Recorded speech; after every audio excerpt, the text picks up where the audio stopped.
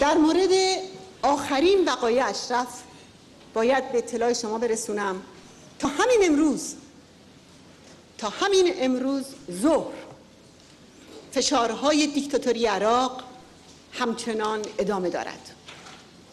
به دلیل ممانعت‌ها در چند روز گذشته حتی امکان تدفین اجساد شهدا وجود نداشته. به دستور مالکی مجروحان تیرخورده را بدون مداوا از بیمارستان به اشرف بازگرداندند. در خود اشرف گردانهای مهاجم و نیروهای زرهی در قسمت‌های اشغالی باقی مانده و در حال ایجاد خاکریزهای بلند هستند. می‌دانید که حمله به اشرف با ستونهای زرهی صورت گرفت. حمله با شرکت گردانها و یگانهای زرهی، پیاده، مکانیزه، تکاور، آن هم از 5 تیپ مختلف. و این عملیات در صحنه توسط فرمانده نیروی زمینی عراق فرماندهی می‌شد و در پایتخت توسط شخص مالکی هدایت می‌شد. آنها زره‌پوش‌ها و سلاح‌هایی را به کار گرفتند که خاص جنگ‌های جبهه‌ای است، اما وارد کردن این سطح از فرماندهی و به کارگیری این همه گردان زرهی برای رفع یک اختلاف ارضی است.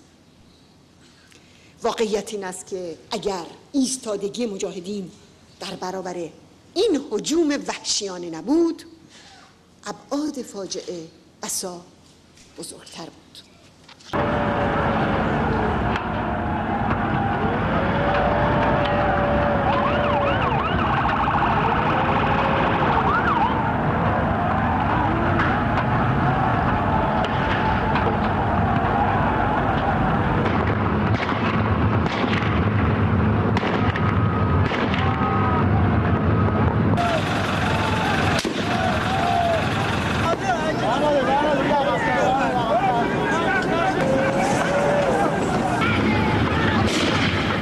پشت سرش خورده.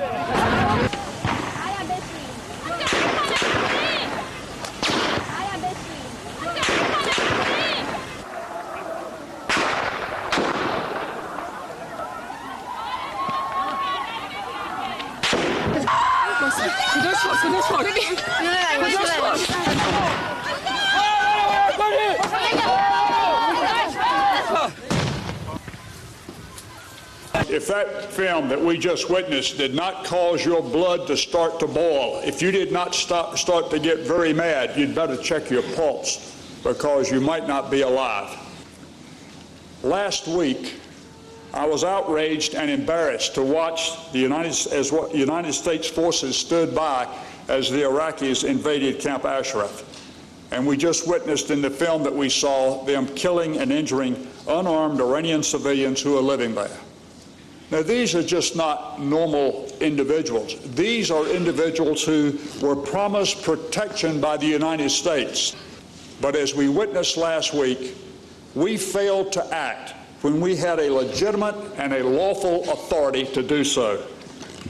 Under our jurisdiction, we can and we should protect the people and the residents of Camp Ashraf. I call on Secretary Clinton and fellow Secretary Gates to acknowledge the commitment that we made to the residents of Camp Ashraf. We must end the attacks and the inhumane treatment of the residents at Camp Ashraf. We must stop the blockade, especially the medical blockade. We must get the loudspeakers removed and stop this heinous psychological torture of the Ashraf residents. These are clear cases of crimes against humanity. And our silence and inaction gives tacit approval to the Maliki government. To the people of Iran and Camp Ashraf, as an American citizen, I want to apologize on behalf of any implication that my government gave to this brutal attack. Most importantly, thousands of young American lives were laid down in the cause of freedom. For what? To give us Nouri al-Maliki, a tool of the Iranian mullahs, to slaughter and kill residents of Camp Ashraf? No way! These young people died last week. They say, for those who fail to learn history's lesson, history repeats itself. Nouri al-Maliki, the blood of these martyrs is on your hands. You need to be prosecuted at the International Criminal Court against crimes of humanity. But what the United States did was to say to the government of Iraq, among other things, you have to undertake the obligations that we undertook for the residents of Camp Ashraf. This is something that the government of Iraq committed to, as it committed to the Fourth Geneva Convention, and that this obligation was something that they understood and undertook willingly. Moreover, in this recent attack, they said that they were engaged in trying to resolve a property dispute. Now, that's the line they put out to the gullible Western press. Not even in the Wild West were property disputes resolved the way that you've just seen. This is utterly unacceptable. It is an awful time and a dangerous time. An awful time because we have 34 dead and over 300 wounded, and it could have been avoided. A dangerous time because the Iranians see that the United States will not interfere in Camp Ashraf. Iran is a renowned terror-based country. They are the world's enemy. The elimination of Camp Ashraf was first attempted 28-29 July 2009. It has been continuously squeezed until 8 April 2011. It will continue to be squeezed until the United States takes the MEK off of the foreign terrorist list. This is the formal and flawed justification the Iraqis use to attack, maim, kill, refuse exit, refuse medical care, and all the other inconceivable horrors and tragedies occurring at Camp Ashraf. Most unfortunately, there is little logic to assume that Iraq will stop its efforts to totally eliminate Camp Ashraf. We pledged in open public and total sincerity to protect the people of Ashraf. We must stand by that pledge and that commitment, and we must take the MEK off the terror list. I'm happy to be invited and to have the opportunity to be here to support you in your struggle for freedom and democracy in Iran, and to join you in sending a loud wake-up call, a strong and powerful message to the leaders of the European Union and its member states that they are no longer allowed to ignore the scandalous realities of Camp Ashraf. We have a situation there that is intolerable, unacceptable. It requires immediate and decisive action. And the third clear message we give to our own United States government, of which we're all very proud. And the message is that you have it wrong on the MEK, you have it wrong on Camp Ashraf, and you've got to live up to both your moral and your legal duty to protect the residents of Camp Ashraf. And I can't tell you how infuriating it is to me to watch the people shooting those weapons, aiming them, carrying police shields, trained and equipped by the United States government, committing the acts that we witnessed here today. Ah, responsable, ce n'est pas moi. Je n'étais pas à Ashraf. Et mon silence, il fait de moi un complice.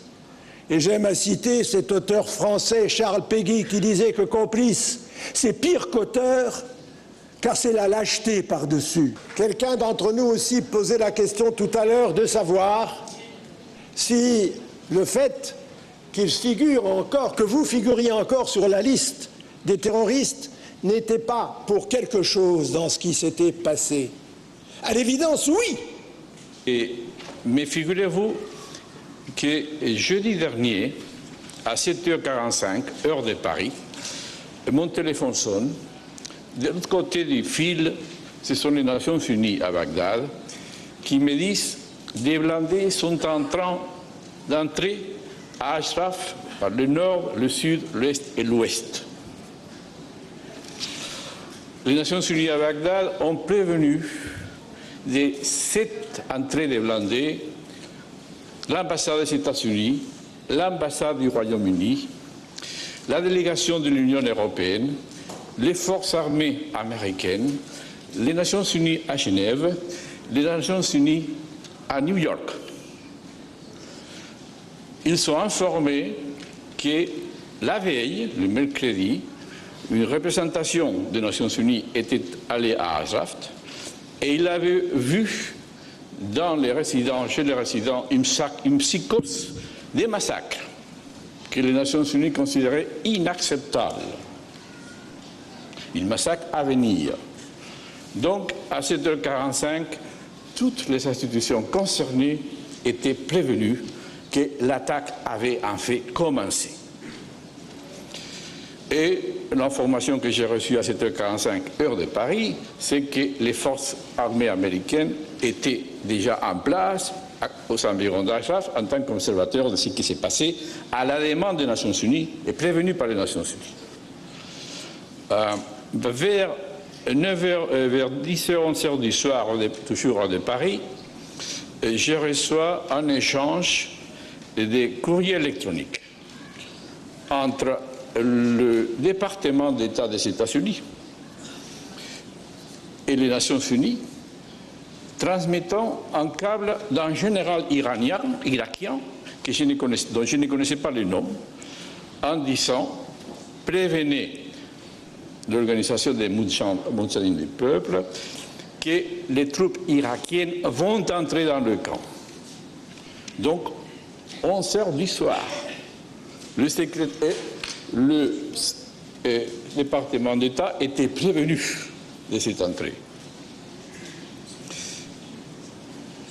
Le représentant des Nations Unies me dit « Je préviens tout le monde ». Il rappelle encore, secrétariat d'État, ambassade des États-Unis, ambassade du Royaume-Uni, délégation de l'Union européenne, Nations Unies siège à Genève, Nations Unies siège aux Nations Unies. Ce que je perçois, c'est qu'on se passe la balle de l'un à l'autre. Chacun regarde à l'autre pour faire quelque chose. Les Nations Unies, elles seules, par ces moyens, ne peuvent pas empêcher ce qui va être un massacre. Alors, ce que j'ai senti, c'est que les Nations Unies, les représentants des Nations Unies s'adressaient surtout au département d'État.